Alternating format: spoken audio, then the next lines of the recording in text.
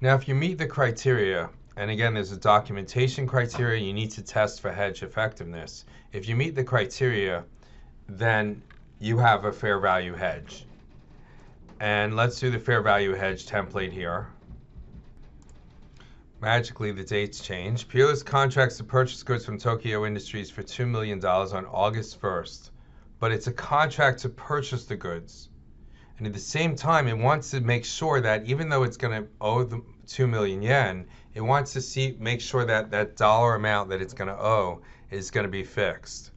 So it hedges its yen payable with a forward exchange contract for 2 million yen.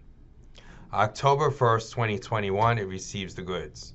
So when it enters into this purchase and enters into the forward exchange contract, the first thing it can immediately record that forward exchange contract, and it'll debit foreign currency receivable from broker as we did before. That would be 2 million yen times the forward exchange rate, and the credit goes to dollars payable to broker. That's US dollars for $14,600. Now on October 1st, it receives the goods. So we're going to immediately do a mark-to-market adjustment on this forward exchange contract. Previously, it was at 73, 0073. And now the forward exchange rate has increased to 0075. So we're going to be able to write up this foreign currency receivable from broker. It's an asset, so if it increases in value, then it's going to be a gain. So I'm going to debit foreign currency receivable from broker for $400, and I can record on that a foreign currency transaction gain. But wait. And I haven't recorded the payable yet. What's going to happen here is that because this is a hedge, and it's a legitimate hedge, it's a fair value hedge, I can put the gains, I can offset gains against losses so nothing hits the income statement. So what I'm going to be allowed to do now is I'm going to be allowed to create something called a foreign currency transaction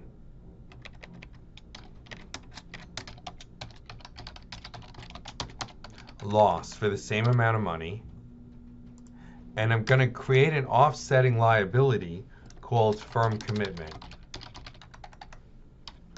Because what we're trying to do here is we need to adjust foreign currency receivable from broker to market value, but nothing has to hit the income statement anymore, because what in essence has happened here is that this is a fair value hedge, and any gains are offset by losses. So I can create an offsetting loss and establish a liability called firm commitment. This is a liability. A firm commitment can also, by the way, be an asset. That's going to offset it. And then I'm going to take this firm commitment and I'm going to get rid of it very conveniently. I'm going to credit my accounts payable for the amount of money owed. That would be 2 million yen times the spot rate of 70, 0070. I'm going to debit firm commitment immediately for 400. And then my inventory is going to be valued at 13,600. So this would actually decrease the value of the inventory. I have a lot of trouble with how the book explains this, because it would be nice if we saw the same transaction as an exposed position, a fair value hedge, and as a cash flow hedge. And you could have similar transactions that are accounted for as a fair value hedge versus a cash flow hedge in certain technical situations. And so what I've done to explain that and to try to explain this a little better is I've constructed a scenario like that. And the scenario that I constructed is not technically accurate completely, but it demonstrates much more clearly the difference between a fair value hedge, a cash flow hedge, and an exposed position. And that's going to be in a video at the end that's actually not from the book. It's my own creation but it helps to explain this in more detail. But the important thing to notice here is that the gain has an offsetting loss. And this loss ultimately flows into inventory, so that nothing is going to hit the income statement. And what in essence happens is the fair value hedge fuses the two transactions together. There's the payable, and then there's this forward exchange contract. And the gains and losses from them combine together because the transactions are now related as part of a fair value hedge.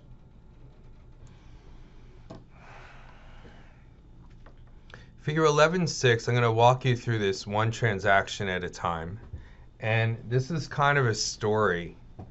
And it'll help you see how a cash flow hedge works. Because what a cash flow hedge in essence does is it hedges the value of a future cash flow. And what's really cool about the cash flow hedge is that the gains or losses from the cash flow hedge go to other comprehensive income until a transaction settles.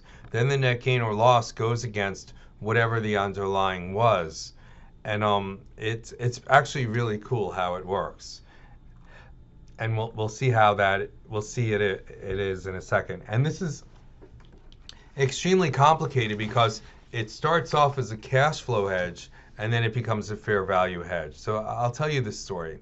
The story is like this. The company is buying a 2 million yen worth of inventory, and on August 1st it agrees to buy the inventory for 2 million yen and to take delivery on October 1st and to pay for the inventory on April 1st. And it enters into a forward exchange contract which is valued at the forward rate. It enters into a forward exchange contract on August 1st when it first agrees to buy the inventory. And it does all the documentation, does all the testing, and determines that this is a legitimate cash flow hedge. So it records a debit foreign currency receivable dollar payable to broker just like we did before, except that this is going to be a cash flow hedge. So on October 1st, 2021, when the company receives the inventory, it's going to obviously debit inventory and credit accounts payable. But that's not all.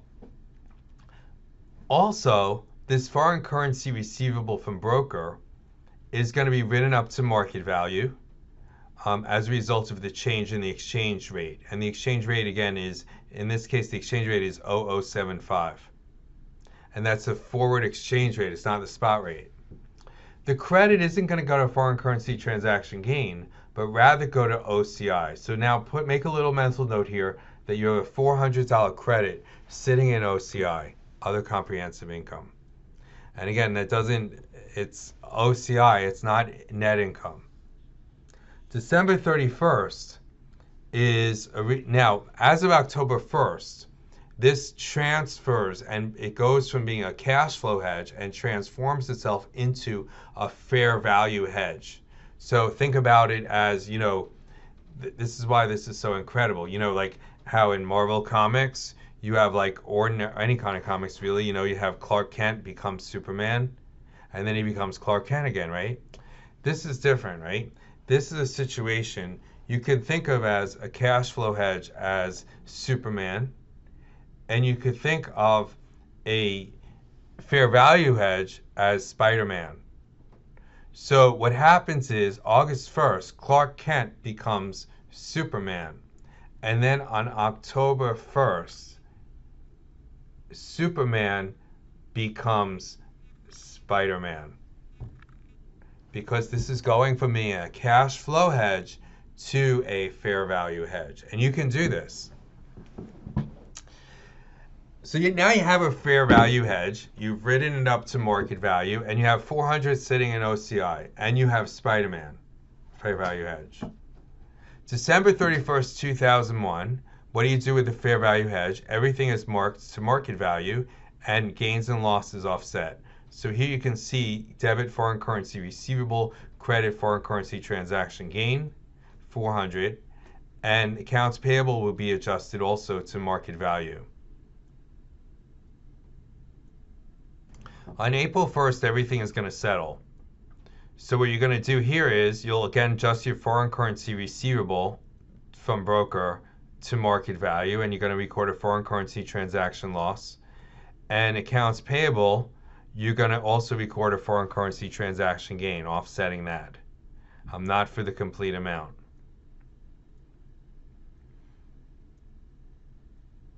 And now you deliver the dollars to the broker.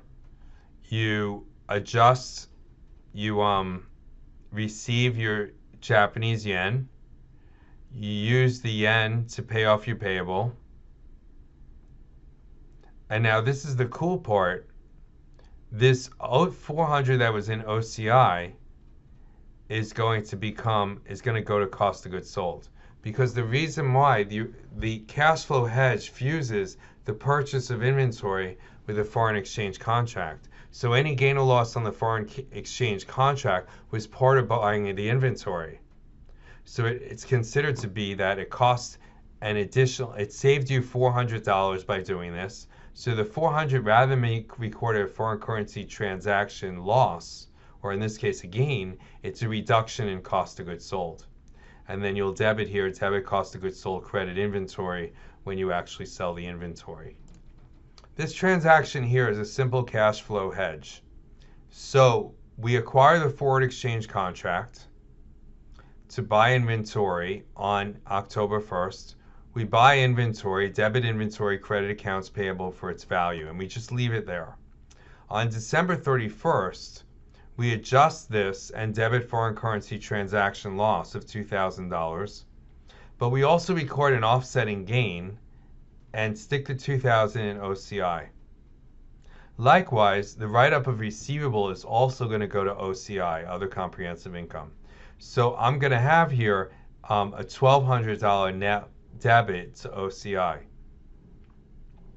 When everything settles, I again adjust everything to market value, and the offsetting item goes to OCI. So foreign currency receivable from broker gets credited in order to market to market value, and the offsetting debit goes to OCI.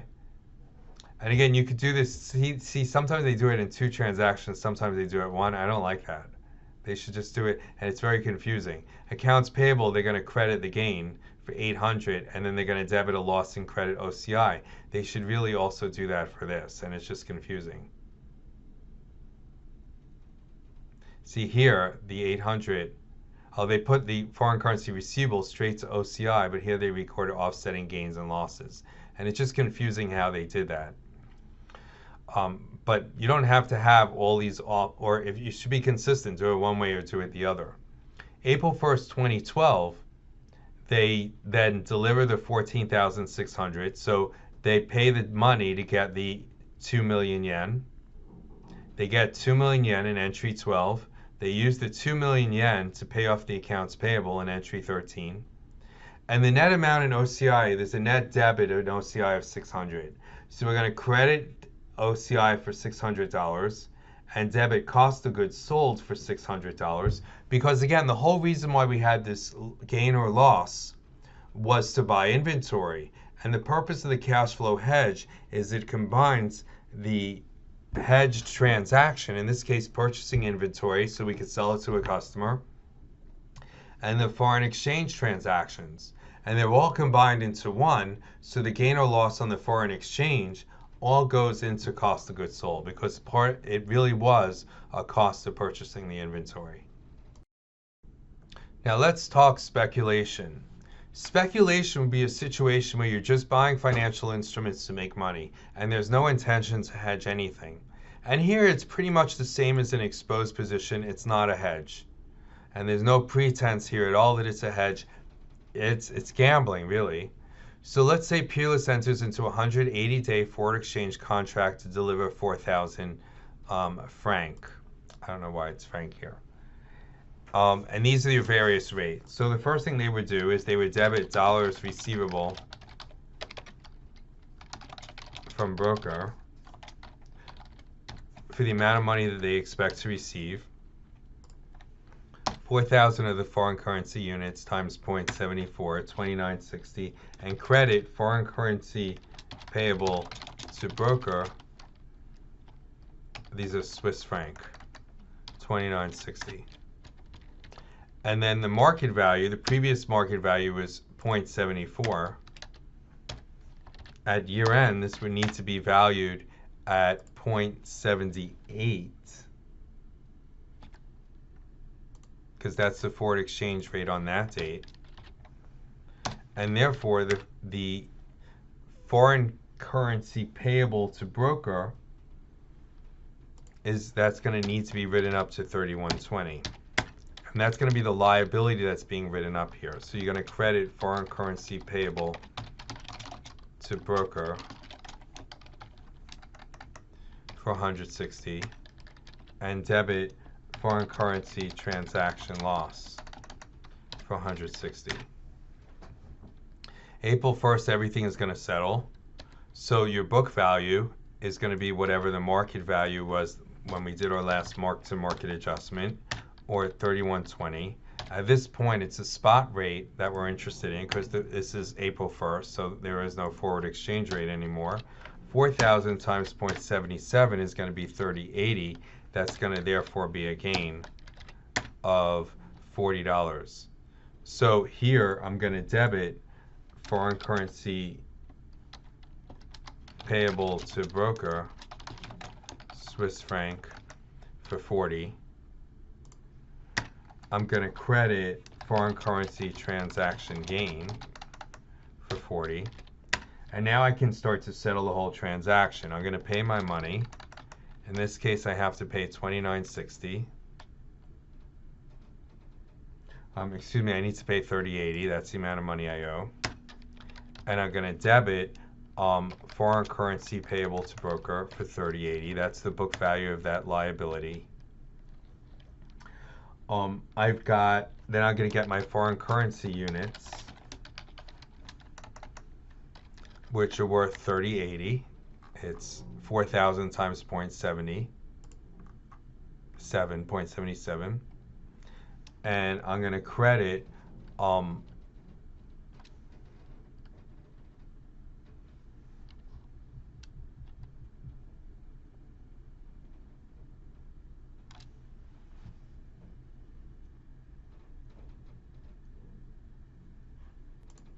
little correction here. This is foreign currency units. There we go. So I've got my foreign currency units here because I just paid for them. And I'm going to debit foreign currency payable to broker. And I'm going to give up my foreign currency units. Sorry about that. And I'm going to get my cash of $29.60 and credit dollars receivable from broker $29.60.